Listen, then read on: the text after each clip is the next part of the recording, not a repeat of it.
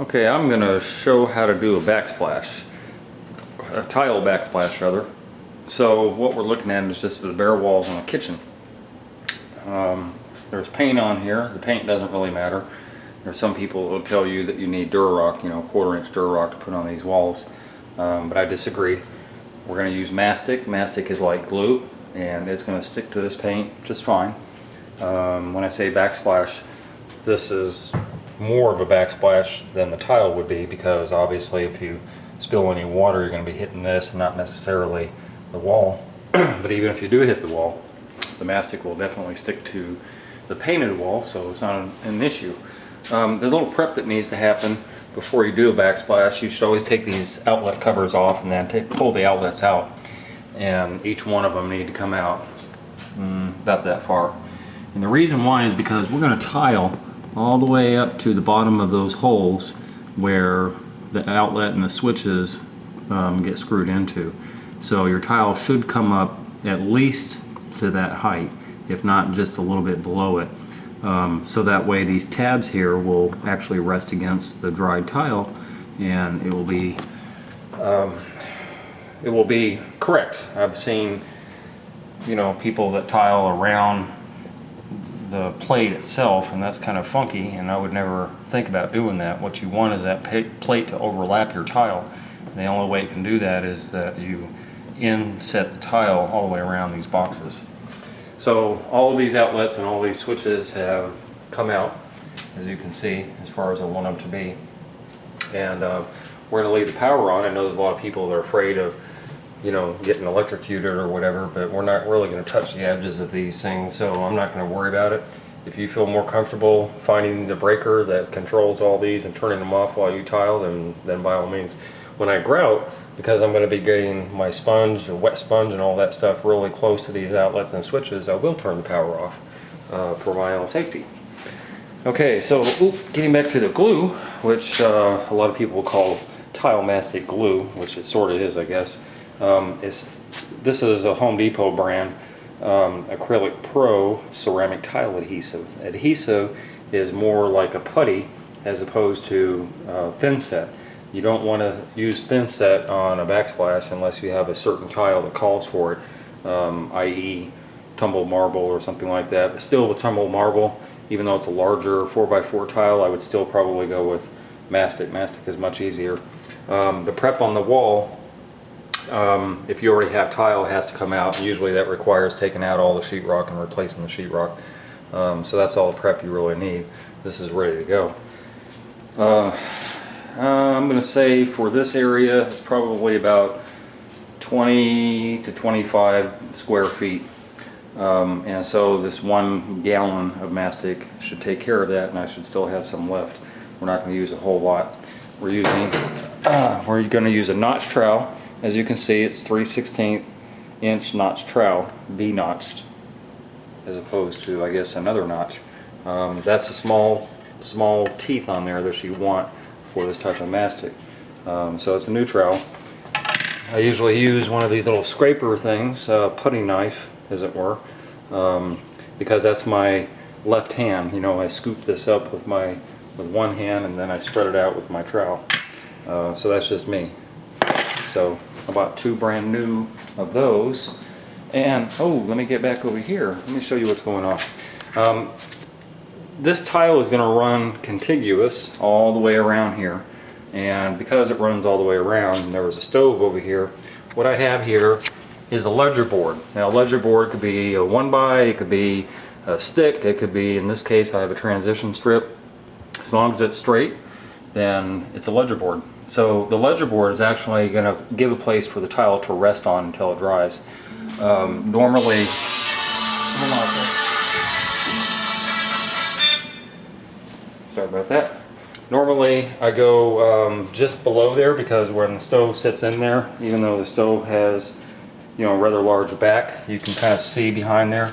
So when this all dries on top of the ledger board, so that all my tile is straight, I probably will set another row down here just below where the cabinet's at, about 4 or 5 inches below that. But in this case, so we're going to take the tile all the way up to the top, and in this kitchen sink area, I usually do some type of design, you know, maybe I'll set a tile diagonal, or, you know, I'll frame out with some pencil tile or something like that and do some inset tile that's different. In this case, I'm not doing that, but this is a rather large area that I usually like to do some type of design feature. And as I said, we're not doing it with this. This is the tile we're using. This is a glass mosaic. Some of these pieces are actually not glass, some of these are porcelain, but most of it is glass. So, as you can see, the tile is going to set up on the wall just like that. And it's going to go straight up, and it should take one tile and maybe about 2 rows to fill in all the way up to the bottom of the cabinet. And that's the tile we're using. It's a very thin tile, by the way, and one of the reasons that you do proper prep is because this tile will actually follow all the humps. If you have a hump, or if you have some type of inconsistency in your sheetrock, this tile will follow it because it's very pliable, as you can see. So you want to make sure your wall is straight, or, you know, smooth, as it were. And on top of that, you need to make sure that your countertop is straight. One of the biggest issues that I always have is that sometimes the floor isn't level. Then the cabinet guy comes in and he's like, well, you know, he doesn't bother leveling the cabinet, he just sets it to the floor. And then the countertop guy comes in and then he's like, well, I mean, I know this is on a level, but, you know, and he just sets it on there, and then you end up with unlevel tile. So what you want to do is you want to get a level, put it across there, and in this case, voila, you see the bubble? I am level. And that's extremely unusual that I would be level from countertop to countertop. You'd be surprised at this end, as opposed to that end, how unlevel you can be. You might be a quarter to half an inch off. And I also put it on this back area, and that's also level. See the bubble? So we are good to go. And I'm going to get started on this, and I will be back to show the process because I cannot, well, I don't have anybody else to film me, so I'm just going to show it bit by bit. Okay, this is just about an hour and 15 minutes into the job, and as you can tell, I have this whole side of the wall. This is actually a longer side of the wall, but it's a little bit shorter over here. The most difficult part, especially with this glass mosaic, is getting around these outlets. As I said, you know, you need to get those little holes where the screws go into. You need tile as much as you can up around there, just like I did there. Even if you have to put little pieces in like I did there, they will dry enough by tomorrow that you can push grout into them and it won't be a big deal. The furthest you want to be away is probably about what I have going on here. That's maybe about I'm going to say about 1/4 of an inch. It's hard to tell, but it's about 1/4 inch from the hole. So you see my bottom row here, about 1/4 inch from the hole. That's about the furthest you want to be, and you know, just like that, leave an opening where the hole is at, and you'll be okay. The other difficult thing, of course, because it's glass tile, it will, little shards of glass you can see here, it will cut your fingers. So it's not fun to set. One of the reasons I charge more for glass mosaic, or any glass for that matter, is just because, you know, I can't wear gloves when I do this small tile, and then inevitably I get my fingers cut.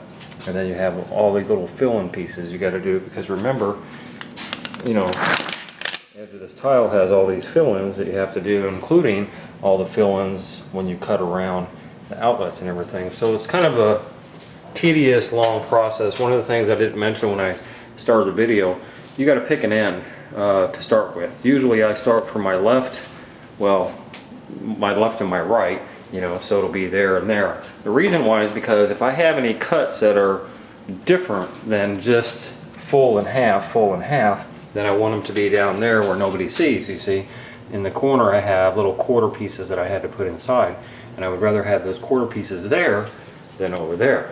So I always start my tile where it's going to be seen the most, and end up where it's going to be seen the less. You know, coffee makers, toasters, things will be in there, so that's not a big deal. In the same light, I will start this end on this right side and work my way that way. And hopefully about another hour, hour and a half, I will be finished, and then tomorrow I can do the grouting.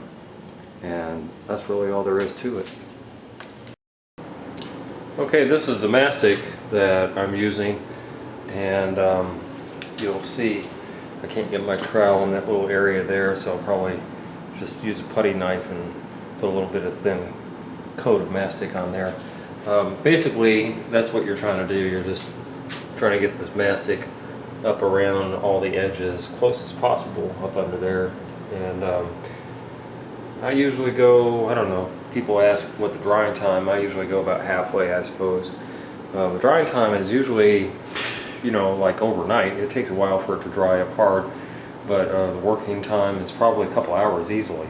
So I'm not really too concerned about, you know, this area. I'll do that in probably about 15-20 minutes or so once I get around these outlets and everything. But I just spread it on as much as I think I'm going to work in the next, as I said, 15 or 20 minutes, and then I will spread some more over there. So that's the process, and I'm going to move on and get this thing done.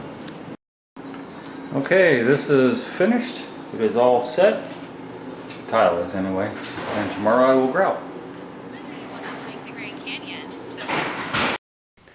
Okay, this backsplash is done, and it's all grouted, as you can tell. Not much more to say than that. Backsplashes are relatively easy. The grout is a fairly decent match. It looks better wet, I think. This is DeLorean gray, and it's a little wet right now, but it'll eventually dry kind of a light gray color as opposed to the dark gray that it is now. This tile has so many different colors in it that it could have been a brown grout, you know, gray.